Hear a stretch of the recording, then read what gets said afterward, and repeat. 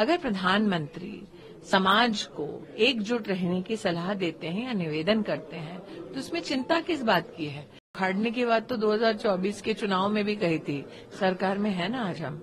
जिन्होंने वोट लेने के लिए 1 तोला सोना का वादा किया था जनता से, जनता अभी तेलंगाना में उनको ढूंढ रही है। जनता सजग है, जनता सचेत है और जनता विकास के लिए भाजपा को ही वोट करेगी। अगर कोई बट नहीं रहा है तो फिर अघाड़ी के सामने फहरिस्त क्यों आ रही है मांगों की, जिसमें ये भी लिखा है कि वक्फ का बिल आप समर्थन ना दें।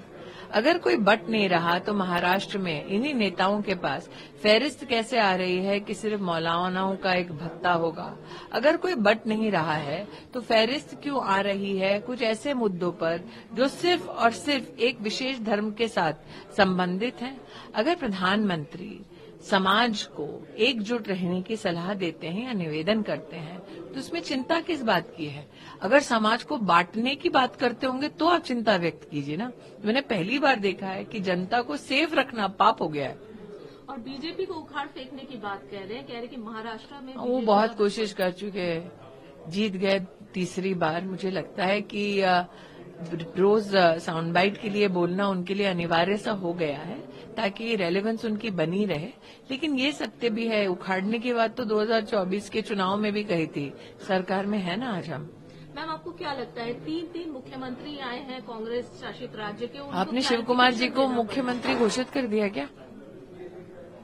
उप मुख्यमंत्री पहुंचे हुए हैं। देखिए, कांग्रेस का समोसा कॉकस आया है महाराष्ट्र में झूठ का नया कारोबार लेकर, लेकिन जिन 3 प्रतिनिधियों को कांग्रेस पार्टी ने महाराष्ट्र में भेजा है वो अपने आप में काफी अनोखे हैं। एक, जिनसे भ्रष्टाचार शब्द बहुत कीनली जुड़ा हुआ है कर्नाटक में, जो कांग्रेस के वोट की शायद इतनी चिंता नहीं करते जितना कि वो कैसे सीएम बन जाए उसकी चिंता करते हैं। तो पॉलिटिकली अनस्टेबल करना अपने राज्य को, ये उनका एक प्रतीक है।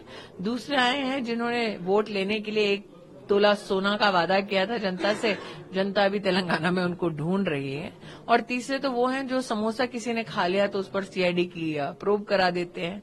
तो ऐसे लोग जो विकास के मुद्दों पर सीरियसली काम नहीं करते, वो आएंगे, झूठ का वायुमंडल फैलाएंगे, लेकिन जनता सजग है, जनता सचेत है और जनता विकास के लिए भाजपा को ही वोट करेगी। राहुल गांधी आए और उन्होंने कहा कि एक बार फिर उन्होंने कहा कि संविधान खतरे में है, बीजेपी आरएसएस। देखिए, उनका भविष्य खतरे में हो सकता है, संविधान कभी खतरे में नहीं होगा।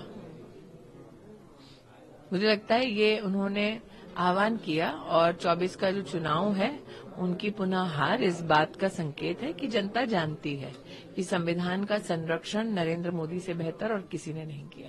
लाडली बहना योजना एक बहुत ही महत्वपूर्ण योजना है, लेकिन उसी के तर्ज पर कांग्रेस भी महालक्ष्मी योजना लेकर कॉपी कैट सिंड्रोम कांग्रेस के लिए पुराना है। आपको मैं याद दिला दूं, लाडली बहन और लाडली लक्ष्मी योजना की विशेष शुरुआत 2007 में मध्य प्रदेश में शिवराज सिंह चौहान जी जब मुख्यमंत्री थे तब से हुई थी।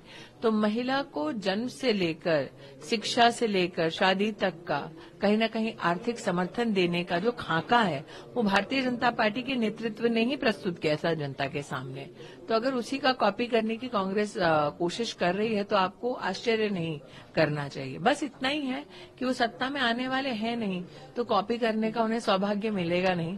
जो ओरिजिनल दाता हैं ऐसी योजना के, वो महाराष्ट्र में पुनः अब तक 2.5 करोड़ बहनों को इसका फायदा हो चुका है। आगे भी महिलाओं के सम्मान में, उनके सहयोग में भारतीय जनता पार्टी नित सरकार ही इस योजना को यहाँ पर धरातल पे इम्प्लीमेंट करेगी। सीईसी का एक स्ट्रांग कमेंट है कि महिलाओं पर इस तरीके से डेरोगेटरी जो वर्ड यूज किया जाए। मैं इलेक्शन कमीशन की इस पहल पर, इस स्टेटमेंट पर उनका आभार व्यक्त करती हूं। मैंने पहले भी कहा था, महिला प्रतिद्वंदी से अगर आपको 2-2 हाथ वर्बली करना है तो मुद्दों के आधार पर अपनी राजनीति करिए।